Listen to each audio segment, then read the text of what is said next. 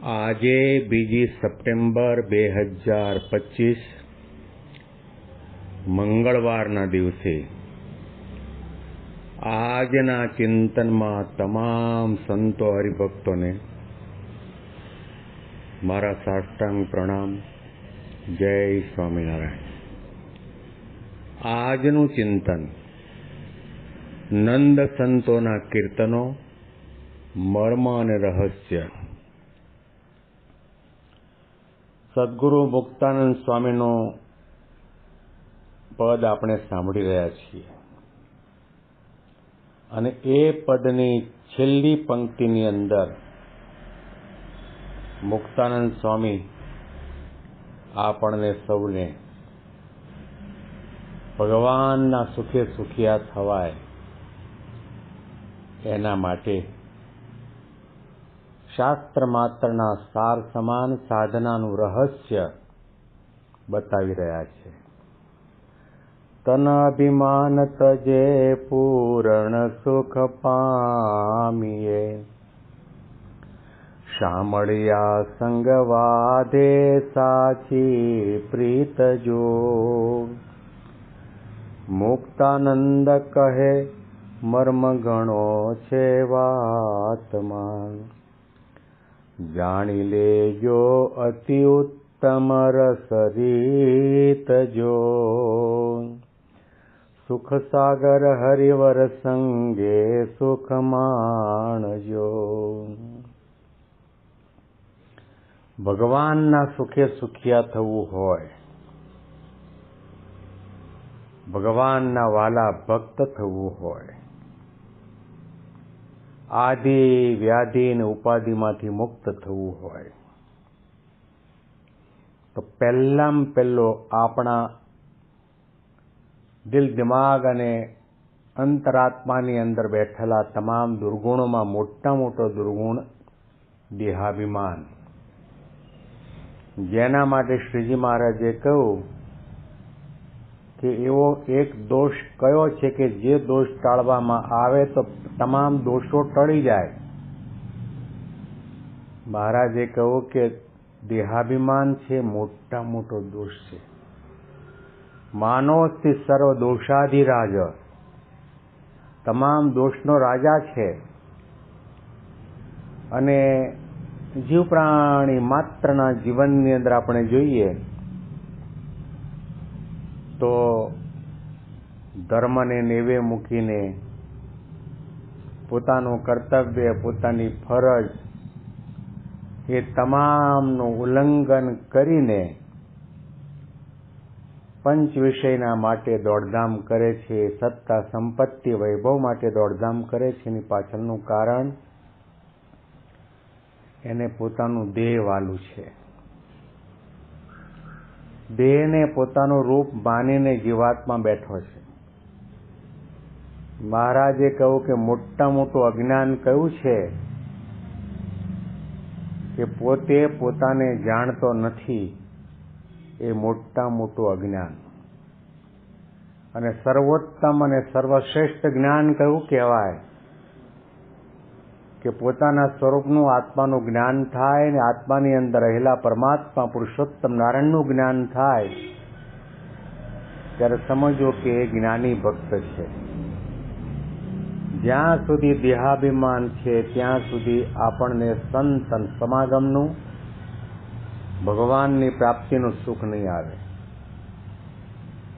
દેહ ભાવથી જુદા થવું પડશે, દેહ ભાવનો ત્યાગ કરવો પડશે.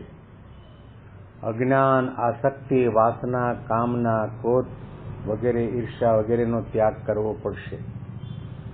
ત્યાર પછી ભગવાન મળ્યાનું, ભગવાનની પ્રાપ્તિનું આપણને સુખ આવશે. દેહાભિમાન એ મોટું જીવાત્માને પરમાત્માની સાથે સંલગ્ન થવા માટેનું આવરણ છે. મનની વૃત્તિ ભગવાનમાં સંલગ્ન કેમ નથી થતી? 24 કલાક આપણને ભગવાન યાદ કેમ નથી આવતા? કારણ કે 24 કલાક આપણે દેહનું જતન કરીએ છીએ, દેહના જ વિચારો કરીએ છીએ, સવારના પથારીમાં બેઠા થતાની સાથે વિચાર આવે કે ચા ગરમા ગરમ આવે. પછી કોઈ નાતા ધોતા હોય તો ઠીક છે, પૂજા પાઠ કરતા હોય તો ઠીક છે, બાકી પથારીમાં બેઠા બેઠા જ વિચાર આવે કે આજે સવારના નાસ્તામાં શું હશે, બપોરના ભોજનમાં શું હશે, રાતના ડિનરમાં શું હશે, આજે અહીંયા પાર્ટીમાં જવાનું છે, લગ્ન સમારંભમાં જવાનું છે, કયા કપડાં પહેરવા, કયા જોડા પહેરવા, કઈ ટાઈ પહેરવી, આવા ઘણા ઘણા પ્રકારના ઉઘરાણી કરવાની હોય, કોઈની પાસેથી પૈસા લેવાના દેવાના, વેપાર નોકરી ધંધા વ્યવસાય, આવા ઘણા પ્રકારના વિચાર આપણને આવે છે. પણ જેના આધારે આપણે જીવીએ છીએ, જે આપણું સર્વસ્વ છે, જે પરમાત્માની આપણા ઉપર અનંત અનંત અનંત કૃપા, અકારણ કૃપા છે, દયા છે, જેના કારણે આપણે જીવી શકીએ છીએ, હાલી શકીએ છીએ, બોલી શકીએ છીએ, સાંભળી શકીએ છીએ, એવા પરમાત્માનો આપણને વિચાર જ નથી આવતો. ભગવાનના સ્મરણની અંદર દેહ બાધારૂપ છે, ભગવાનની ભક્તિમાં દેહ બાધારૂપ છે. સૌ કોઈને નમવાનું હોય, દાસત્વ ભાવ કેળવવાનો હોય, ત્યાં પણ દેહ બાધારૂપ છે.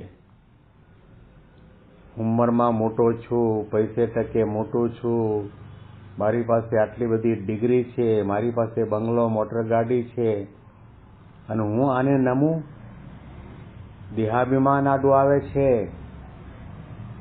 મહારાજને રાજી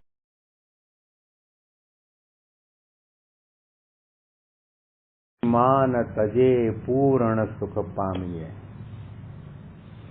આપણે ભગવાન પુરુષોત્તમ નારાયણના અખંડ ધારક એવા જે સંત છે, એનો આપણને યોગ થયો છે.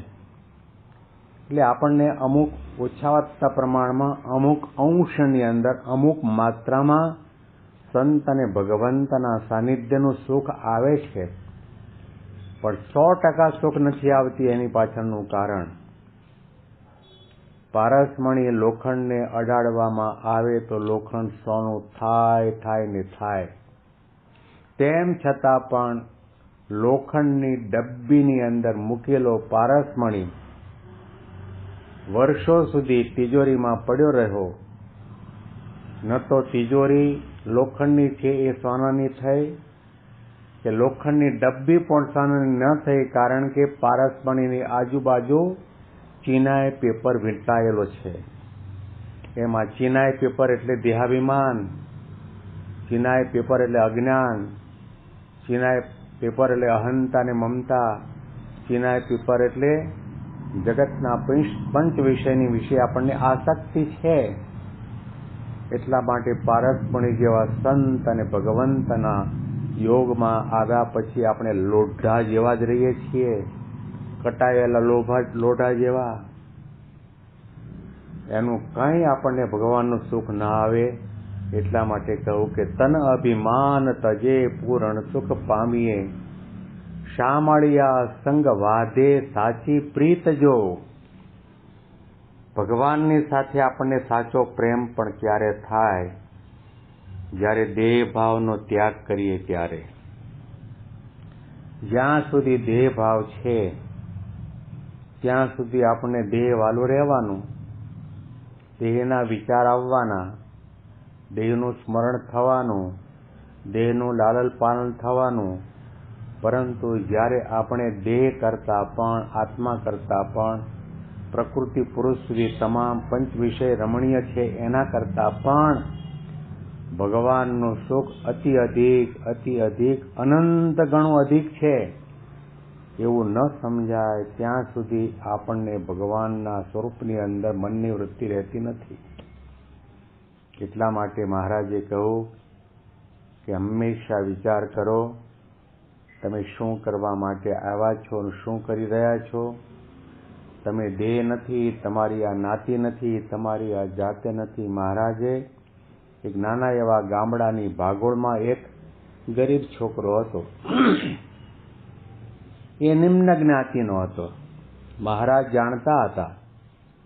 મહારાજે કહ્યું, તારું નામ શું? તું કઈ જ્ઞાતિનો? તો કે આ જ્ઞાતિનો. મહારાજે કહ્યું, નહીં, તું બ્રાહ્મણ પણ નથી, વાણિયો પણ નથી, લુહાણો પણ નથી, દેસાઈ પણ નથી, કાઠી પણ નથી, કણબી પણ નથી, નિમ્ન જ્ઞાતિનો નથી, તું આત્મા છો. ચાલ, હું બોલાવી રીતે બોલ, હું આત્મા છું, હું આત્મા છું. વારંવાર બોલાવ્યું. પછી છેવટે મહારાજે પૂછ્યું, તું કેમ છો ને કેવો છો, કોણ છો? ત્યારે એ જે જ્ઞાતિનો હતો એ જ્ઞાતિનું નામ દઈને કહ્યું કે હું આવો છું. મહારાજે 100 વખત શ્રીજી મહારાજને જીવાત્માને બ્રહ્મરૂપ કરવા માટે એના સનાતન સત્ય સ્વરૂપનું ભાન અને જ્ઞાન કરાવવા માટે કેટલો દાખલો કરે. ચાલ આંખો બંધ કર.